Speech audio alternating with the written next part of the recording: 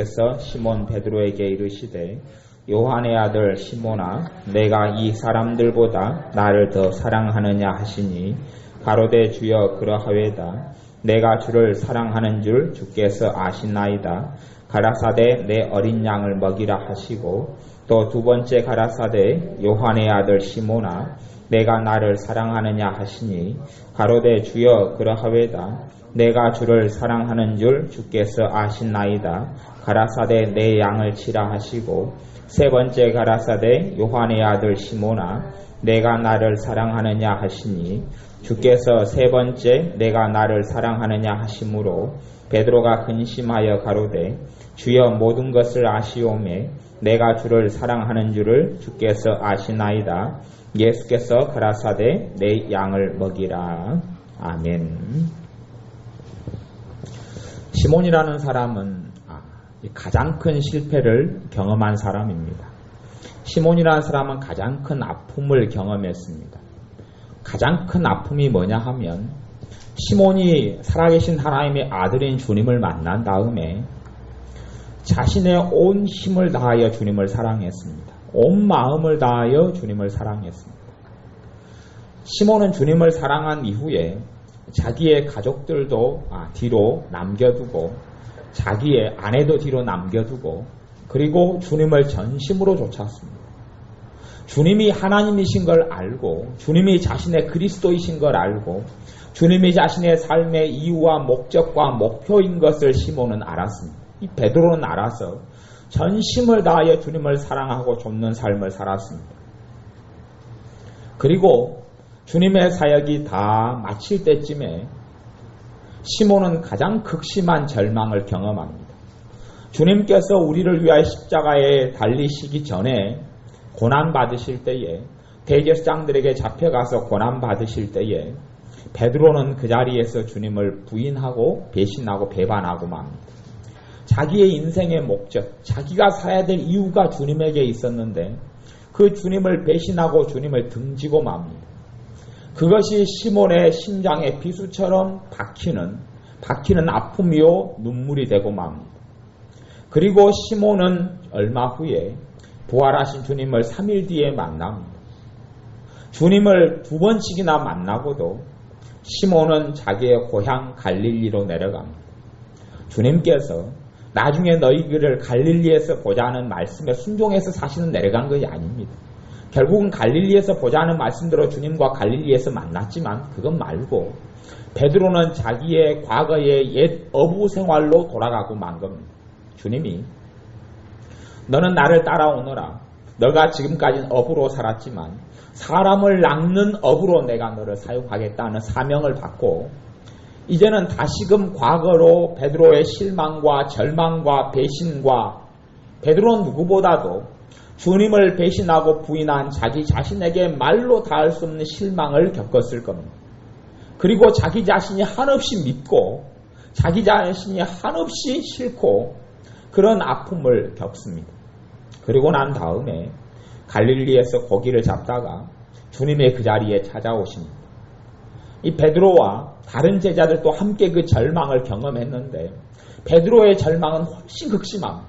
왜냐하면 12명의 제자들 가운데 그 중에서도 주님을 최고로 사랑한 사람이 베드로이기 때문입니다.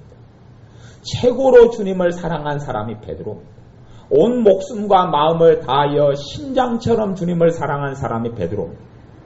다른 제자들도 물론 주님을 사랑했지만 베드로가 주님을 사랑하는 것만큼은 일반적으로 사랑하지 않았다는 것을 성경 사복음서를 통해서 알 수가 있습니다. 그러니 사랑함이 많을수록 주님을 배신한 그 고통과 눈물은 말로 닿을 수 없이 크고 주님께서 자기를 불렀던 어부 생활에서 사람을 낚는 어부에서 또한 주님의 사도에서 다시금 어부로 돌아갑니다. 근데 그 자리에 주님께서 찾아오셔서 베드로를 위하여 또 다른 제자들을 위하여 음식을 마련해 두시고 식사 준비를 하셔서 제자들을 먹입니다. 남자들이 요즘 유교 사상에 젖어서 식당에 출입을 안 한다. 아니면 믿는 어떤 이 엄마들이나 어머니들도 자기 자식이 장가를 가서 결혼을 해서 각시 대신에 설거지통에 손을 담그면 남자가 돼가지고 그런다고 투박을 하지만 우리 주님은 음식을 손수 장만했던 요리사 출신입니다. 그러니 주님을 따르는 제자들이 음식을 할 줄 모르거나 설거지통에 손을 안 담그면 그 사람들은 주님을 부인하는 것이 될 수도 있습니다. 실적인 삶 가운데 주님을 모른다 하는 거죠. 왜냐하면 주님의 제자가 주님이 했던 일을 안 하면 곤란하죠. 그런 이유에서 아마 남자로서 요리사들은 주님을 많이 따르는 사람들일 수도 있습니다. 어찌됐든 이 베드로가 주님을 만나고 주님께서는 베드로에게 묻습니다. 식사를 한 다음에 15절에 보면 저희가 조반 먹은 후에 예수께서 시몬 베드로에게 이르시되 아침 식사를 한 다음에 밤새도록 고기를 잡았는데 허탕을 한 겁니다. 과거에 베드로가 예수님을 만났을 때하고 상황이 비슷합니다. 그때에도 밤새도록 수고를 했는데 허탕을 했고 주님의 도우심으로 많이 잡았고 지금도 주님의 도우심으로 153마리를 고기를 잡은 다음에 주님께서 조반 아침 식사를 준비해 주셔서 베드로를 시작의 제자들을 먹이셨습니다. 그 다음에 주님께서 이 베드로에게 묻습니다. 요한의 아들 시몬아, 너가 이 사람들보다 나를 더 사랑하느냐 묻습니다. 우리의 신앙생활의 목적은 어떠한 눈에 보이는 많은 열매를 거두는 것이 우리의 목적이 아닙니다. 우리의 신앙생활의 목적은 지금보다 더 많은 기도 생활을 하는 것이 목적은 아닙니다. 아니면 지금은 성경을 2독을 했는데 내가 죽기 전까지 성경을 20독을 해야 되겠다 하는 목적도 아닙니다. 아니면 내가 예수 읽었으니 성경을 1독도 못 해가지고는 어디 명함을 내밀겠느냐, 성경을 1독은 해야지 하나님께 면목이 있지. 아니요, 그것도 사실은 별로 그렇게 중요하지 않습니다. 왜냐하면 예수의 제자들과 초대교회 믿는 사람들 때는 신약 성경이 다 완성되지 아니했을 때여서 당연히 성경을 그들은 아무도 1독한 사람이 없기 때문에 그렇습니다. 나중에 사도 요한이 100년경에나 요한계시록 썼을 때에 그때부터 성경 1독한 사람이 나타났겠죠. 성경을 1독을 하지 않았어도 성령 충만한 믿음의 사람은 가득했습니다.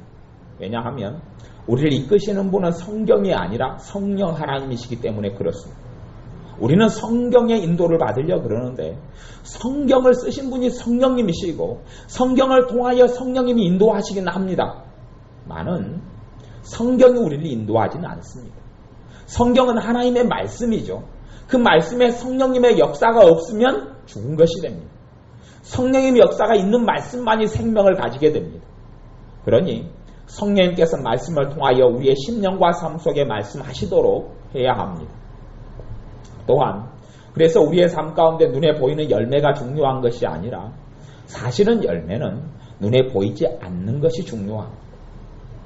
눈에 보이지 않는 것이 때로는 보이게도 나타나고 안 보이게도 나타납니다. 정말 우리의 인생 가운데 가장 중요한 것은 뭐냐 하면 주님께서 베드로에게 묻고 있는 질문입니다. 너가 다른 사람들보다 나를 더 사랑하느냐? 우리의 믿음이 성장하고 자라가면 사실은 가장 먼저 눈에 확인할 수 있는 것이 우리에게 있어야 합니다. 그게 뭐냐 하면 방언 같은 은사도 아니고 아니면 우리의 많아진 기도 생활도 아니고 기도의 은사를 받은 사람은 은사가 없는 사람들보다 훨씬 더 기도를 쉽게 하고 많이 하기 때문에 그렇습니다. 저도 기도의 은사로 성령님께서 역사하실 기간들이 여러 번이 있었습니다. 기도 은사로 성령님께서 강하게 역사하니 하루 내내 기도하고 싶어집니다. 밤새워서 지금은 제가 철야 기도를 감히 상상을 못합니다. 철야 기도를 지금 못합니다. 밤새워서 기도를 못하는데 과거에는 철야 기도를 자주 했습니다. 왜냐하면 성령님께서 그렇게 은혜로 역사하시니 밤새워 철야 기도하는 게 쉽지요. 또한 요즘엔 금식 기도도 별로 안 하지만 성령님께서 과거에는 금식으로 역사를 많이 하시니 3일 5일 하는 것도 사실은 훨씬 쉽습니다. 생활 내내 걸어다니는 시간이 많으면 많을수록 기도가 하루에 방언으로 기도하면 10시간, 15시간, 20시간을 했던 적은 많습니다. 왜냐하면 성령님께서 그렇게 은혜로 역사하셨기 때문에 그렇습니다. 그렇기 때문에 그 은혜가 사라지면 기도라는 것은 또한 쉽지 않은 과정이 되고 여정이 됩니다. 그러니 기도가 많아지나 적어지느냐, 물론 기도를 많이 하면 많이 할수록 좋지만 사실은 또한 그렇지 않기도 합니다. 그러니 우리에게 정말 중요한 것을 확인해야 하는 것은 내가 주님을 따르는데 내가 따르는 주님을 내가 사랑하느냐 하는 겁니다. 주님은 베드로에게 그걸 묻습니다. 우리는 주님을 사랑하는 경지의 지경에 이르러야 합니다. 점점점 주님을 사랑해 가야 합니다. 그게 없이 성령님께서 우리에게 은사를 부어주셔도 그것이 무슨 소용이 있단 말입니다. 주님을 사랑하는 것 없이 우리가 목회하는 교회가 많아지고 아니면 내가 사는 사업이 번창하고 내 가정에 웃음꽃이 핀들 내 삶에 무엇은 유익이 있단 말입니다. 단지 그것은 나그네의 인생으로 살면서 잠깐 주어지고 누리는 것에 불과합니다. 그러니 우리에게 주님을 사랑하는 것이 우리 안에 있어야 합니다. 주님과 가까이 하고자 하는 열망이 있어야 되고 주님을 간절히 찾고 주님에게서 복을 받고 은혜를 받고 도움을 받고 주님에게서 행복을 얻기 위하여 주님을 찾는 것이 아니라 주님을 사랑하기 때문에 찾는 것, 그것이 우리에게 있어야 합니다. 그러지요. 갓난쟁이를 둔 엄마가 갓난쟁이를 어디에 맡겨놓고 외출을 했다면 아마 갓난쟁이를 준 엄마는 갓난 아이를 보고 싶어서 마음속에 그리워할 겁니다. 할머니가 보고 싶다 그래서 한 2살 된 자식을 할머니 집에 맡겨놨다면 헤어진 엄마와 아빠는 그 자식을 보고 싶어서 애타할 겁니다. 이유는 없습니다. 자식에게서 뭘 받겠다는 이유도 없고 갓난쟁이에게서 뭐 맛있는 걸 얻어먹고 행복을 얻겠다는 이유도 없이 그냥 사랑하기 때문에 갓난쟁이를 보고 싶은 그리워하는 마음이 사무치듯이 사실은 우리가 어떤 이유 때문이 아니라 주님을 사랑하는 사람들이 되어져야 합니다. 왜냐하면 주님께서 우리를 사랑하시기 때문입니다. 낮에도 잠깐 제가 예모랑 말씀을 좀 나누면서 이야기를 했지만 잠깐이 아니라 한 3시간 정도 이야기한 것 같은데 근데 사실은 우리는 우리 삶에 고난이 닥치고 어려움이 닥치면 하나님이 내게 손을 뗐다고 생각합니다. 내게 고난이 있고 어려움이 있으면 하나님이 내게 손을 뗀 겁니다. 우리의 생각은 그렇습니다. 내 삶이 잘 되면 하나님이 관여하고 있고 도와주고 있고 보호하고 있는 것이고 내 삶이 안 풀리면 하나님이 손을 뗀 겁니다. 우리의 생각은 그렇습니다. 아니요. 사실은 내 삶이 어려울 때 하나님이 손대고 있는 겁니다. 내 삶이 고통스러울 때 하나님이 손대고 있는 겁니다. 어제 말씀을 나누었듯이 바울 사도가 고린도에서 사역했을 때는 바울 사도에게는 두려움이 있었고 내가 두려워하며 심히 떨었었노라. 너희에게 있으면 내가 연약하며 두려워하며 심히 떨었었노라라고 말씀합니다. 바울 사도가 목회하고 고린도 교회를 세우면서 심히 떨었고 두려워했고 약했다고 그럽니다. 그러면 주님께서 바울 사도와 함께 떨어져 있는 겁니까? 바울 사도가 약하고 연약하고 두려움에 사무치는데 주님이 떨어져 있는 겁니까? 아니면 그와 함께하고 있는 겁니까? 우리는 주님께서 우리를 더 강건한 사람으로 만들어주기를 원합니다. 우리를 더 유능한 사람으로 만들어주기를 원합니다. 우리를 더 능력 있는 사람, 더 지혜로운 사람으로 만들어주기를 원합니다. 아니요. 우리가 주님과 함께 있으면 있을수록 주님은 나를 믿는 사람으로 만들어갑니다. 주님이 나와 함께하면 함께할수록 주님은 나를 무능한 사람으로 만들어갑니다. 그것이 누구에게 했던 일이냐 그러면 주님의 사람, 주님의 사도인, 사도 중에 사도인 사도 바울에게 행했던 겁니다. 사탄의 가시를 주어서 사도 바울이 도무지 못 견디게 하셨습니다. 그러니 사도 바울이 너무나 몸이 약해지고 삶이 약해지고 마음이 약해지니 주님께 구하였습니다. 간절히 3번을 구하였습니다. 이 사탄의 가시를 내게서 이 육체의 가시를 내게서 제거하여 주옵소서. 기도하니 주님께서 3번 만에 응답을 하셨는데 너가 약해야 한다. 너가 약할 때에 내가 강하다. 너가 약할 때에 온전해진다. 너가 약할 때에 온전해진다 라고 말씀하시고 그것이 주님이 손을 대신 겁니다. 사도 바울이 고린도 교회에서 사역할 때에 약하고 떨며 심히 두려워하고 심히 떨었을 때에 주님이 함께 하신 겁니다. 왜냐하면 그는 유능한 사람이었기 때문에 그렇습니다. 그는 굉장히 똑똑한 사람이었기 때문에 그렇습니다. 유능하고 똑똑한 사람은 또한 능력 있고 자신감이 충만한 사람은 주님이 없어도 삶을 살아나갈 수 있는 겁니다. 주님이 없어도 어느 정도의 삶의 결실을 맺을 수 있기 때문에 그렇습니다. 하지만 주님이 없이 맺는 결실은 아무런 소용이 없고 가치가 없습니다. 주님이 없이 맺는 결실은 아무리 화려하다 할지라도 이 인생이 일장춘몽인 것처럼 나그네 인생이 다 지나놓고 하나님께는 지푸라기처럼 아무런 가치가 없기 때문에 그렇습니다. 그러니 사실은 우리의 삶에 때로 눈물이 있고 고난이 있는 것은 주님이 손을 대고 있는 겁니다. 그 사람에게 주님께서 관여하고 있는 겁니다. 그것 자체가 주님이 나를 사랑하고 있는 표시입니다. 우리에게 내가 어떻게 할 수 없는 결점이 있고 흠이 있습니다. 우리에게는 다 한두 개 이상씩 우리 자신이 감당할 수 없는 내 연약함이 있습니다. 자주 그 연약함이 나를 찾아옵니다. 사실은 그것은 주님께서 그 연약함을 없애줄 능력이 없어서가 아니라 그것이 주님의 손길입니다. 그것이 주님이 나를 사랑하셔서 손을 대고 있는 겁니다. 왜냐하면 너 연약하지 않느냐? 너 무능하지 않느냐? 너가 이 자리에 내가 필요하지 않느냐? 우리는 주님이 필요 없는 삶을 살고 싶어 합니다. 주님이 없어도 성령 충만하고 주님이 없어도 감사가 넘치고 주님이 없어도 평안하고 주님이 없어도 일이 잘 되기를 원합니다. 하지만 그러한 사람의 가치라는 것은 하나님 앞에서 하나님의 심판대 앞에 주님의 심판대 앞에 섰을 때는 일고에 아무런 영원한 가치가 없게 됩니다. 그러니 주님이 우리에게 하시는 최고의 주시는 축복은 뭐냐 하면 너는 내가 없으면 안 된다는 것을 깨닫게 하시는 겁니다. 그게 주님이 우리에게 주실 수 있는 최상의 사랑입니다. 너는 내가 없으면 안 된다. 그래서 우리에게 재능을 뽑아가는 것처럼 보입니다. 봐라. 내가 없는 너의 재능은 무용지물이지 않느냐. 봐라. 너가 똑똑한지 알지만 너 똑똑함으로 해결이 안 되지 않느냐. 주님이 사랑하시니 때로는 내 똑똑함으로 해결되지 않는 문제를 안겨줍니다. 우리가 IQ가 120이라면 150이 돼야지만 해결할 수 있는 문제를 안겨줍니다. 120으로 어떻게 풀어보려 하는데 안 풀려집니다.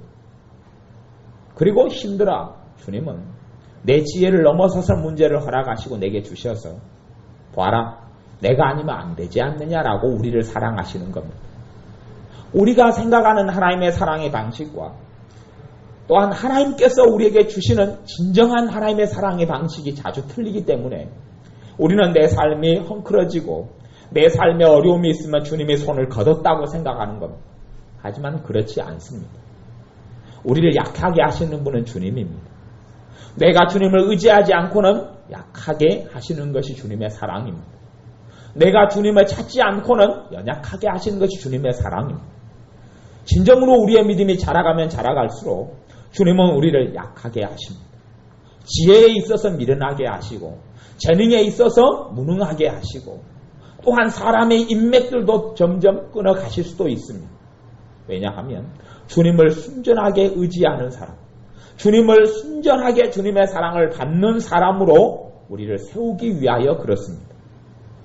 그래서 우리의 마음의 눈과 생각의 눈과 영적인 눈이 띄어져서 주님의 사랑의 방식을 발견하셨으면 좋겠습니다. 주님의 사랑의 방식을 발견하셔야 합니다. 주님이 우리의 삶에 매상의 주님 되시기를 원하시고 우리를 가장 사랑하시기 때문에 사실은 우리에게 사랑을 쏟아붓는 주님의 방식이 우리의 생각과는 다릅니다. 왜냐하면 우리는 이 땅 위에서 80년, 90년을 살면서 가장 행복하게 사는 것을 목적으로 우리는 살아가고 주님은 80년, 90년을 가장 행복하게가 아니라 영원 속에서 가장 행복하게 살아가시기를 우리가 그렇게 영원한 하나님의 나라에서 가장 행복과 영광 가운데 살기를 원하시기 때문에 그렇습니다. 일례로 우리는 숲 가운데서 나무를 보고 즐거워하고 행복하고 낙담한다면 주님은 숲을 보고 있기 때문에 그렇습니다. 우리는 단지 한 나무를 보고 한 나무가 병들어 있는 것 때문에 낙담하고 힘들어한다면 주님은 숲 전체를 보시기 때문에 우리하고는 눈과 생각과 관점이 틀립니다. 그러니 우리의 영적인 눈과 마음이 열려서 주님의 사랑을 날마다 발견해 가야 합니다. 주님께서 우리를 사랑하지 않으면서 주님께서 베드로를 사랑 안 하셨으면서 베드로야 너가 나를 사랑하느냐? 라고 묻는 것이 아닙니다. 베드로는 주님과 3년을 지내면서 3년 반을 지내면서 주님의 말로 다할 수 없는 사랑을 발견한 겁니다. 그러니 그 사랑에 보답하지 못한 자기의 가슴에 비수가 꽂히고 못이 박히듯이 한이 되는 겁니다. 주님을 너무 사랑하였기 때문에 사실은 주님을 너무 사랑한 것은 주님이 자신을 너무 사랑한 것을 베드로는 알았기 때문에 그렇습니다. 때때로 성령님께서 역사하셔서 자신이 주님을 사랑한 것은 아무것도 아닌 사랑을 베드로는 알고 체험했습니다. 그러니 자기가 주님께 드릴 수 있는 최고의 사랑을 베드로는 드려왔습니다. 그런데 가장 결정적일 때 주님을 배신하고 많이 자기에게 있는 속상함과 한이 되고 원망이 되고 절망이 되고 자기가 정말 자기가 자기를 죽이고 싶을 정도로 자기가 미운 것입니다. 그러니 차마 눈을 들어서 주님과 눈동자를 맞추지도 못하고 주님께서 원하시는 삶을 걸어갈 자신도 없고 그러한 자격도 안 되는 것을 베드로는 자기에게서 발견합니다. 그럴 때 주님께서 베드로에게 묻는 겁니다. 너가 다른 사람들보다, 너가 이 사람들보다, 이 제자들보다, 사람들이 많이 모였죠. 제자들이 여러 명이 있습니다. 이 사람들보다, 이 제자들보다, 다른 제자들보다, 야고보도 있고 요한도 있고 이런 유다도 있고 이 제자들보다 나를 더 사랑하느냐. 베드로는 당당하게 그것은 이야기할 수 있습니다. 예, 그렇습니다. 그건 이야기할 수 있습니다. 그건 진실이기 때문에 그렇습니다. 정말로 베드로는 주님을 사랑했습니다. 사실은 주님께서는 그래서 베드로에게 이야기한 그러느냐 내 어린 양을 먹이라.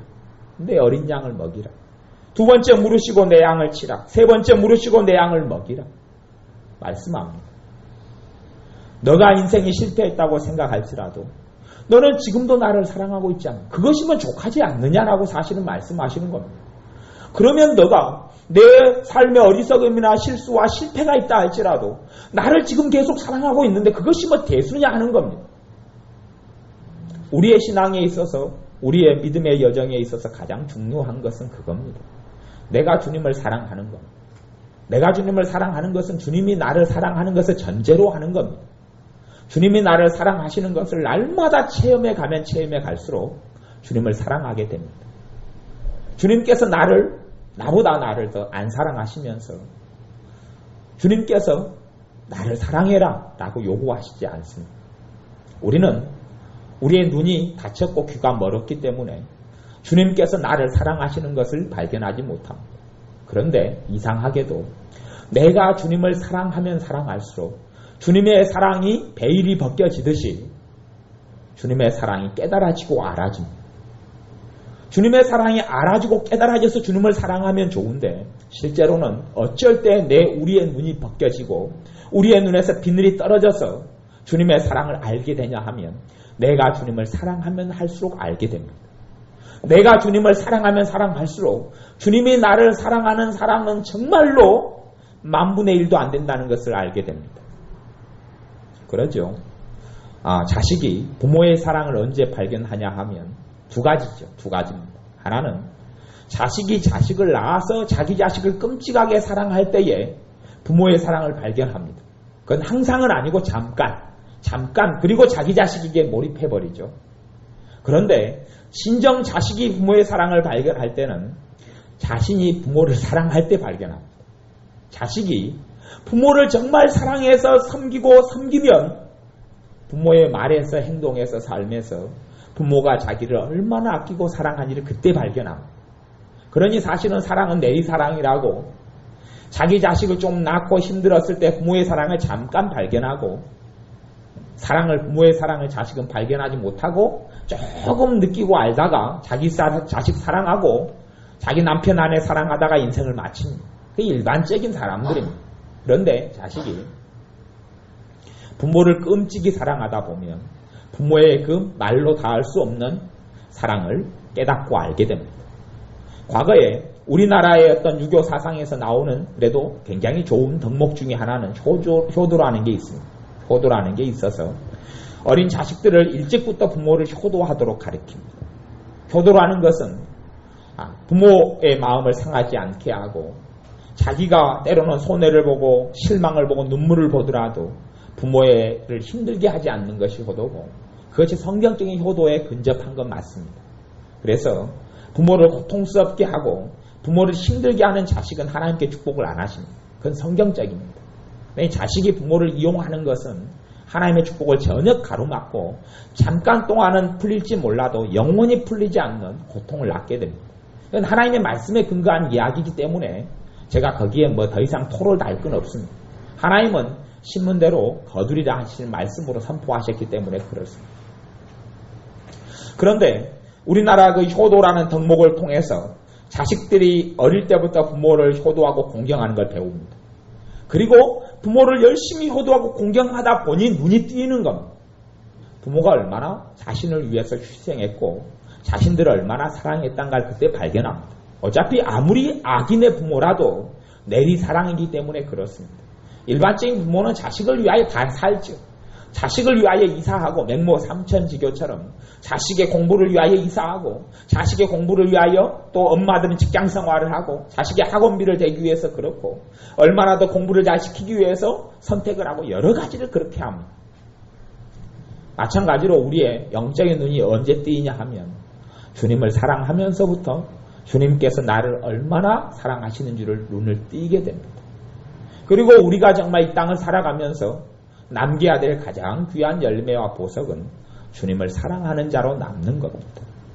해가 갈수록 달이 갈수록 주님 앞에서 너가 이 사람들보다 나를 사랑하느냐라고 주님께서 물으실 때에 주님 그렇습니다라고 고백할 수 있어야 합니다.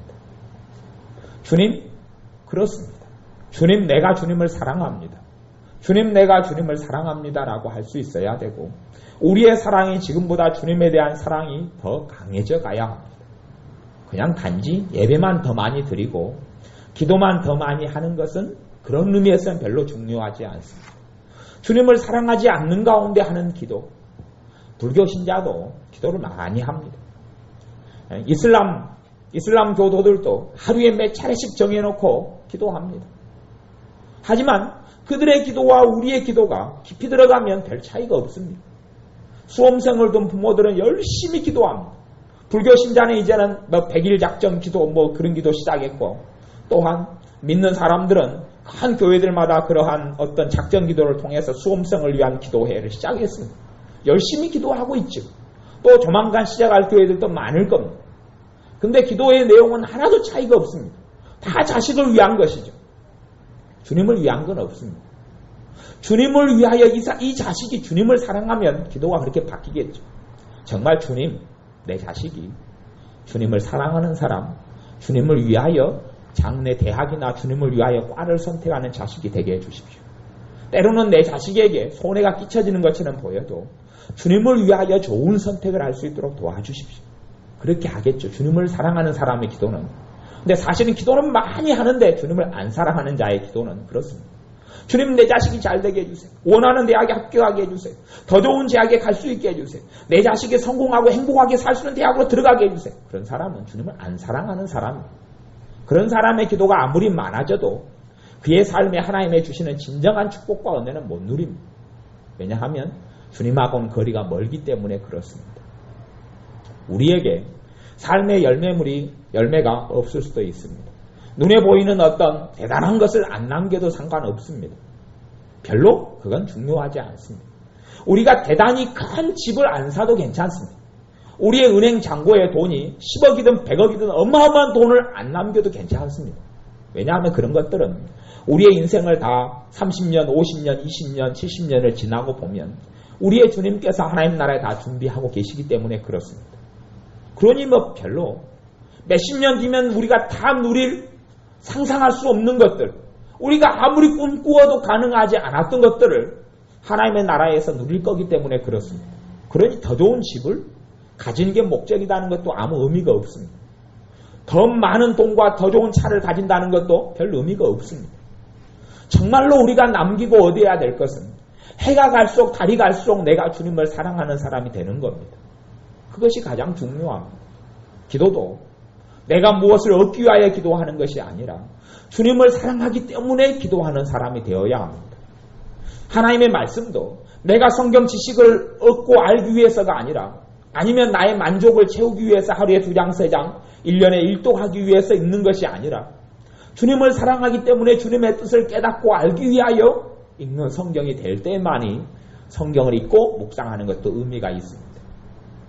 우리에게 주님을 사랑함이 날로 증가될 수 있도록 우리가 방향을 잡아야 합니다.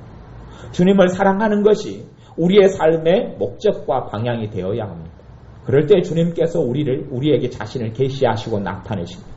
자신을 가까이 하는 자에게,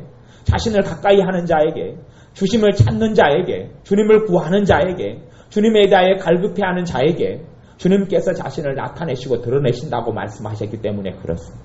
그때의 주님의 사랑을 깨닫고 체험하고 알게 됩니다.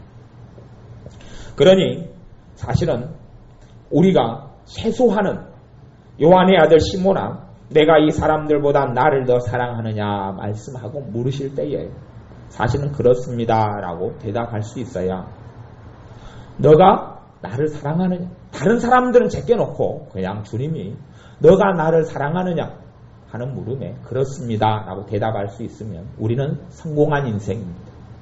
너가 나를 사랑하느냐, 너가 나를 사랑하기 위해 살았느냐, 그렇습니다. 너가 내 사랑을 믿느냐, 그렇습니다. 내가 너를 사랑하는 줄을 아느냐, 그렇습니다. 내가 너를 너 삶 가운데 너와 함께하며 너를 사랑하는 줄을 너가 체험했느냐, 그렇습니다.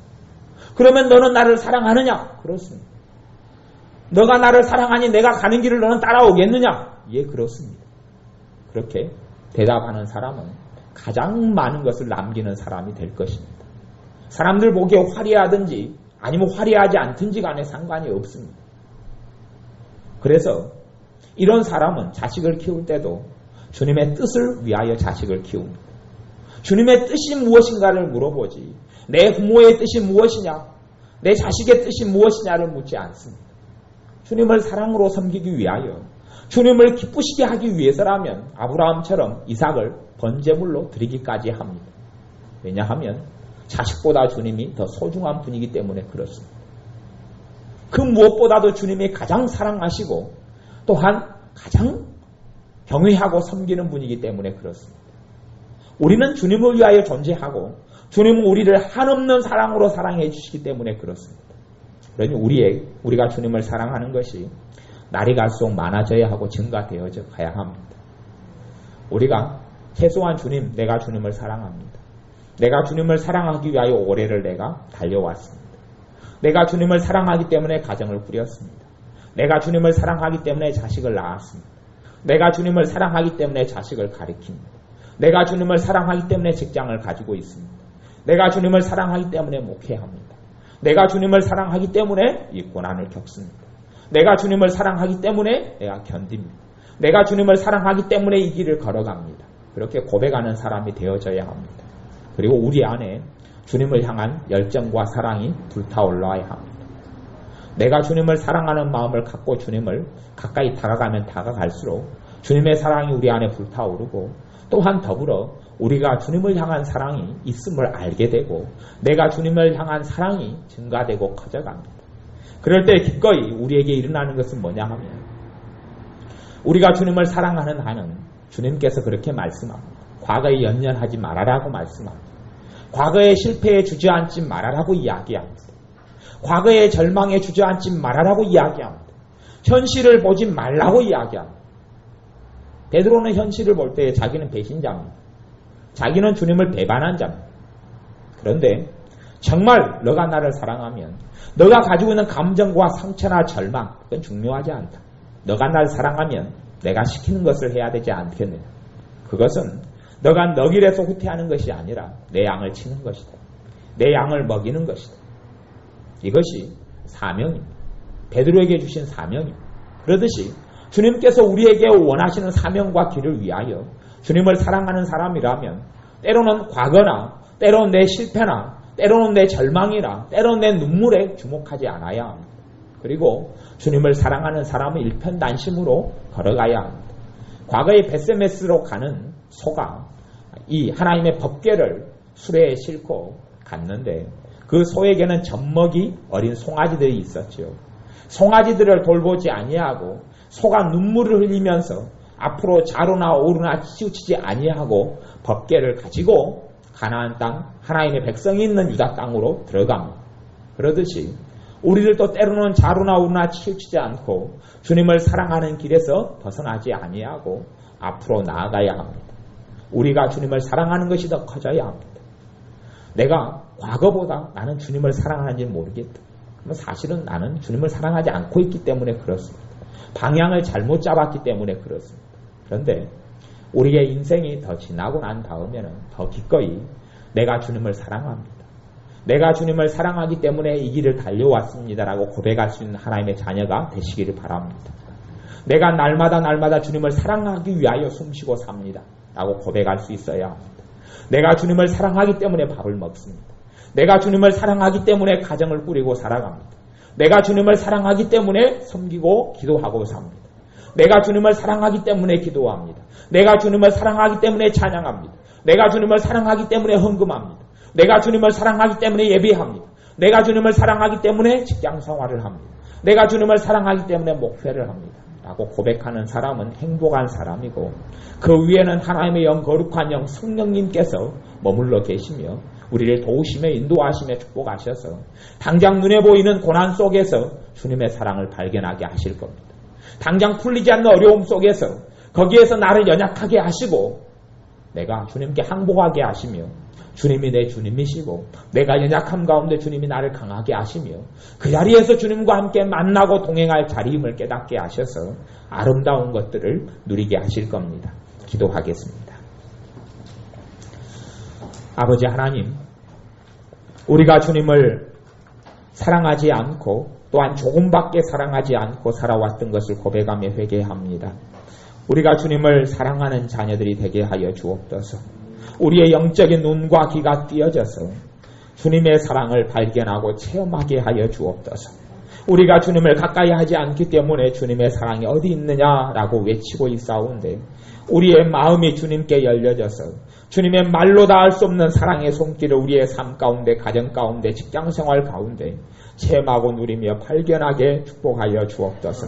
이 밤에 기도할 때 주님의 사랑을 누리며 체험하게 하시고 주님을 더 사랑하는 밤이 되게 하여 주옵소서. 예수님의 이름으로 기도하옵나이다. 아멘. 기도합니다.